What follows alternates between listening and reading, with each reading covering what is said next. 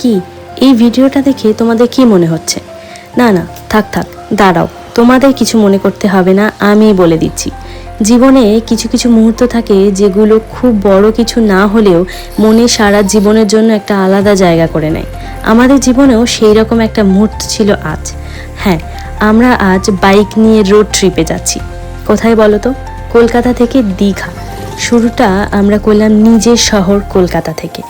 আমরা 6জন বন্ধুরা মিলে 3টে বাইক নিয়ে অনেক দিনের প্ল্যানিং, অনেক দিনের অপেক্ষা, অনেক দিনের প্রিপারেশনকে শেষ করে আজ আমরা অবশেষে বেরিয়ে পড়েছি আমাদের একটা নতুন এবং প্রথম স্বপ্ন পূরণের উদ্দেশ্যে। হ্যাঁ, এটা একটা স্বপ্ন পূরণই। আমাদের প্ল্যান ছিল ভোরবেলা 4টে থেকে 5টার মধ্যে বেরিয়ে পড়া, কিন্তু আমরা বন্ধুরা যাচ্ছি যেহেতু, তাই টাইমটাকে একটু মেনটেন করাটা খুবই কষ্টের। সেই জন্য আমরা সব মিলিয়ে গুছিয়ে গাছিয়ে বেরোতে বেরোতে আমাদের প্রায় 6:30 বেজে গিয়েছিল। আমরা প্রথমে সোনারপুর থেকে চলে এসেছি সায়েন্স সিটি। এইখান থেকেই আমাদের মেন ট্রিপটা শুরু হয়েছে।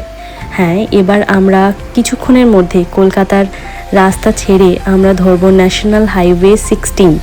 এটা ধরেই আজকে আমরা যাব দীঘার উদ্দেশ্যে।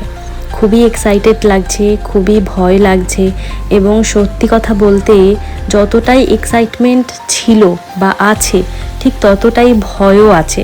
কারণ প্রথমবার এতটা দূরে বাইক নিয়ে হাইওয়েতে যাব। রাস্তাতে বড় বড় ট্রাক লরি চলে, প্রত্যেক দিন কত কত অ্যাক্সিডেন্টের খবর শুনি আমরা। আর এই আনন্দের মাঝখানেও যেন একটা অজানা একটা টেনশন, একটা ভয় আছে। আমি যাচ্ছি, আমার ভাই যাচ্ছে, তো দেখা যাক আজকের রোড ট্রিপটা কেমন হয়। আশা করব, প্রার্থনা করব যাতে খুবই ভালোভাবে আমরা আজ দীঘা পৌঁছাতে পারি, এবং এই যে এক্সাইটমেন্ট নিয়ে আমরা যাত্রাটা শুরু করলাম, সেই এক্সাইটমেন্টের সাথে সুস্থভাবে যেন আমরা সবাই মিলে আমাদের গন্তব্য সমুদ্রের দেশ বা সমুদ্রের শহর দীঘা, আমাদের কলকাতায় আমরা কলকাতার মানুষজন ছুটি পাই, গরমের ছুটি হোক বা সেটা পুজোর ছুটি হোক, আমরা দীঘা, বকখালি, দার্জিলিং এই 3টে জায়গাকেই লিস্টের প্রথমে রাখি। তার মধ্যে থেকে সমুদ্রের দেশ বা সমুদ্রের শহর দীঘা আজকে আমরা যাচ্ছি। তো চলো আমাদের সাথে এই পুরো রোড ট্রিপটা এনজয় করো। তোমাদের সাথে আরও একটা জিনিস শেয়ার করতে খুব ইচ্ছে করছে। অবশেষে আজকে সেই সকাল যেদিন আমরা সবাই মিলে বেরিয়ে পড়েছি আমাদের প্রথম রোড ট্রিপে। কিন্তু এই ট্রিপটা আমরা হুট করে করিনি। আমাদের অনেক দিনের প্ল্যানিং, অনেক দিনের একটা প্রস্তুতির ফল আজকে আমরা নিতে চলেছি। কারণ গাড়ি সার্ভিস করানো, টায়ার চেক করা, ব্যাগ কী নেব, জামা কাপড় কী নেব, কীভাবে প্যাক করব, ব্যাগগুলোকে গাড়িতে কিভাবে বাঁধবো, সব কিছু মিলিয়ে যেন এই ছোট্ট একটা রোড ট্রিপই, এই 2-1 দিনের এই রোড ট্রিপই আমাদের কাছে হয়ে উঠেছে একটা অনেক বড় একটা জায়গায়। যেন আমরা কোথাও যাচ্ছি যেখানে আমরা 1 সপ্তাহ থাকবো, 1 সপ্তাহ ধরে আমরা যাব। শুনলেও হয়তো অনেকে হাসবে যে বাবা এত এক্সাইটমেন্ট। হ্যাঁ, কি করব বলো, আমাদের এটা প্রথম রোড ট্রিপ, তাই আমরা এতটা এক্সাইটেড। আমরা খুবই তাড়াতাড়ি হাওড়া ব্রিজ অবধি চলে এসেছি। এইবার হাওড়া ব্রিজ ক্রস করে আরও একটু আমাদের গন্তব্যের দিকে এগিয়ে যাওয়ার পালা।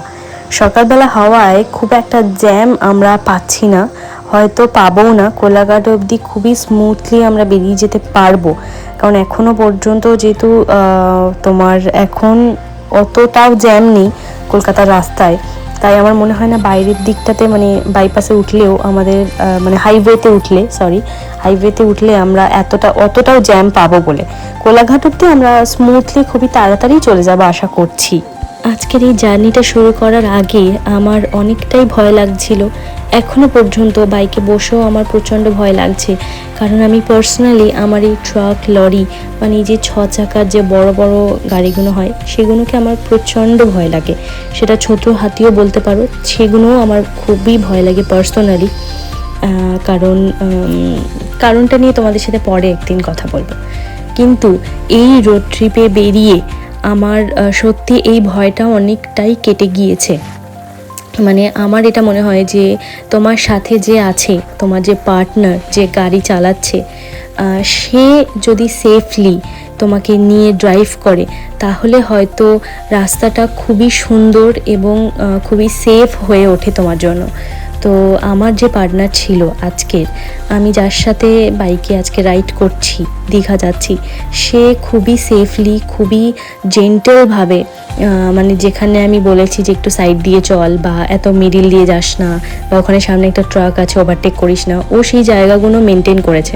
ও আমার কথা শুনেছে, মানে আমাদের কোঅর্ডিনেশনটা খুব ভালো ছিল এবং ও খুবই সুন্দরভাবে গাড়ি চালিয়েছে, যেটা আমার মনের এই যে ট্রাকের প্রতি বা এই যে বড় বড় লরির প্রতি যে একটা ভয় ছিল, সেইটা অনেকটাই কমে গিয়েছে। আমি সত্যি ভাবিনি যে ও এত ভালো আজকের এই হাইওয়েতে ড্রাইভ করবে বা করতে পারবে। আমার পার্সোনালি সেই বিশ্বাসটা ছিল না, কিন্তু আজকের পর থেকে আমি চাইবো যে আমি যতবার রোড ট্রিপ করব ততবার যেন আমার পার্টনার হিসেবে ওই থাকে গাড়িতে।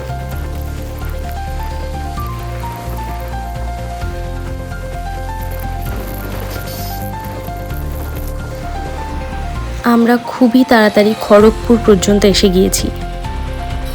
দেখতে দেখতে আমরা খুবই অল্প সময়ের মধ্যেই পৌঁছে গেছি কোলাঘাট ব্রিজে। এখানে একটু দাঁড়াবো, সবাই মিলে একটু ছবি তুলবো, মজা করব, তারপরে বেরোবো কোলাঘাটের দিকে।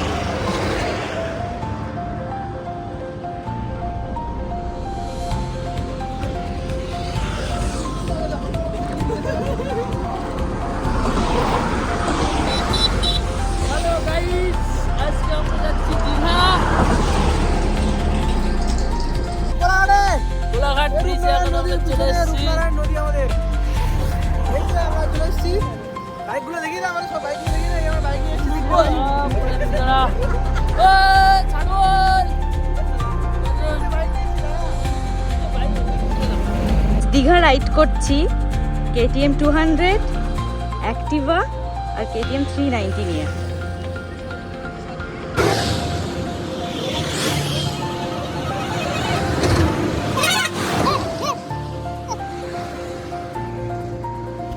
এইবার একটা গুরুত্বপূর্ণ জিনিস করে নিতে হবে, সেটা হলো ব্রেকফাস্ট। সকালবেলা না খেয়ে বেরোনো, আর কোলাঘাট এসে ব্রেকফাস্ট না করলে ট্রিপটা অসম্পূর্ণ থেকে যাবে। তাই আমরা কোলাঘাটে সবাই মিলে ব্রেকফাস্ট করার জন্য দাঁড়িয়ে পড়লাম। আমরা এখন কোলাঘাট এসে আমাদের বাইকগুলোকে সব স্ট্যান্ড করে দিয়ে আমরা এখানে এখন খাওয়া দাওয়া করবো, ব্রেকফাস্ট করবো আর কি। বলবো 4-5 বার বমি করেছি, আমাকে আর যেতে দেবে না। হ্যালো গাইস, তুই কি কোনো কাজ করে দেখতে পারবি? হ্যাঁ তখন বলবে তো, তাহলে অন্য কিছু না পড়ে যাবে রে। চাটা কি খাবি তুই? আমার খাওয়া হয়ে গেছে চা। খাওয়ার পরে একটা চা। আচ্ছা, তারপরে চা আর কি দিলাম, ধোসা, মশলা ধোসা। সব খাওয়ার পরে চা, খাওয়া দাওয়ার পরে চা। দীঘা ঢুকে গেলাম আমরা, দীঘার লাইনে। এখান থেকে দীঘা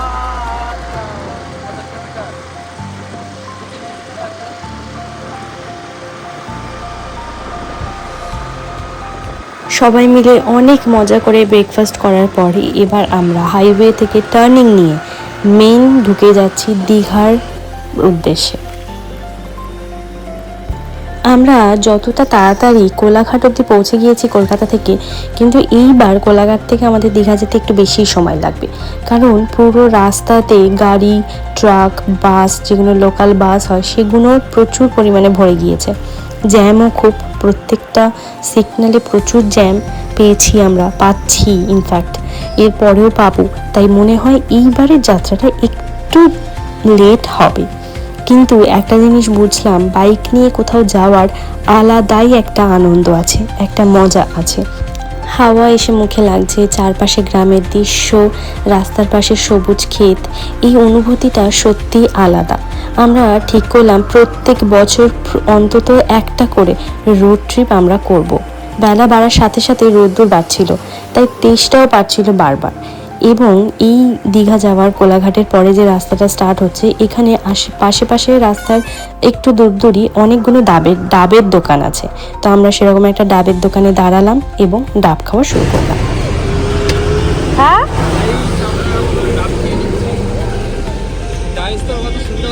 খাবি তো, খা খা।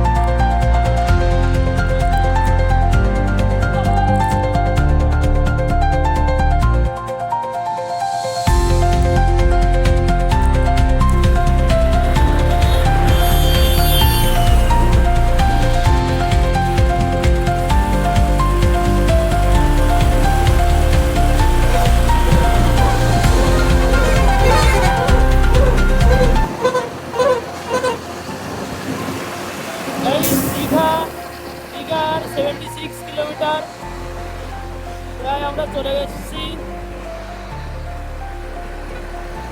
একটা আলাদাই আনন্দ হচ্ছে, আনন্দ।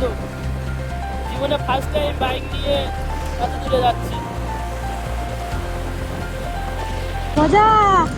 হ্যাঁ হ্যাঁ প্লিজ।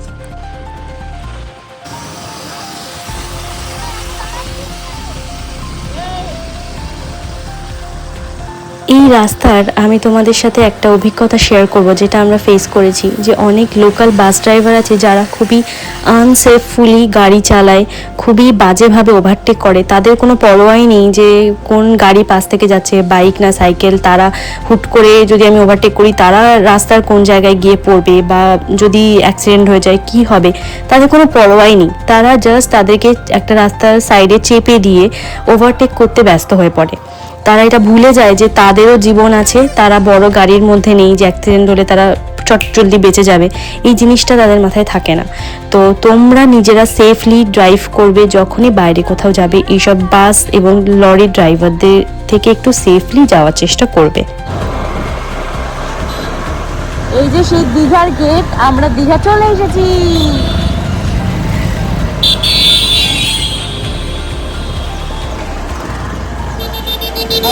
দীর্ঘ 8 ঘন্টা গাড়ি চালিয়ে আমরা পৌঁছে গেলাম।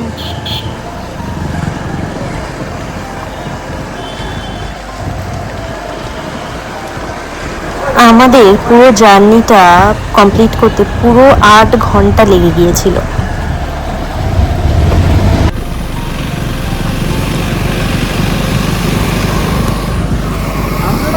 Blogger is blogging.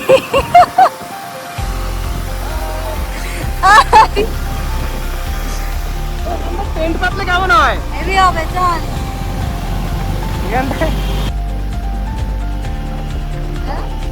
আরেকটু আরেকটু।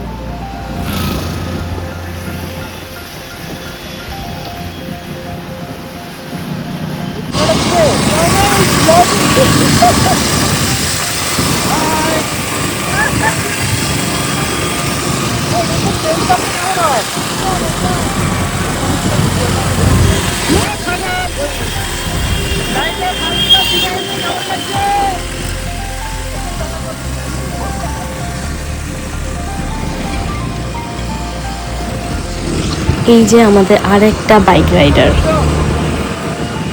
ওই তো জগন্নাথ দিয়ে, চল চল।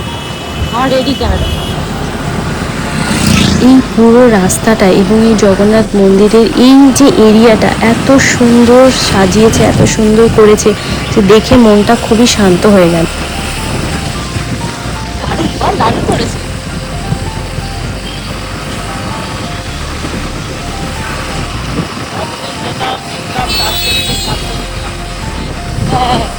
এর আগে দুবার যতবার এসেছি দেখেছি কাজ হচ্ছে, এখন পুরো একদম ওপেন। দারুণ দারুণ দেখতে।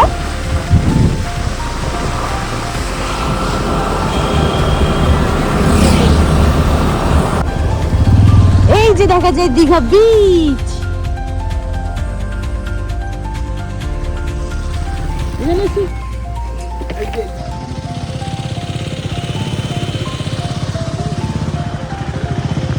আমরা এখন ওল্ড দীঘা সি বিচে এসেছি, এবার আমরা এখান থেকে যাব নিউ দীঘা।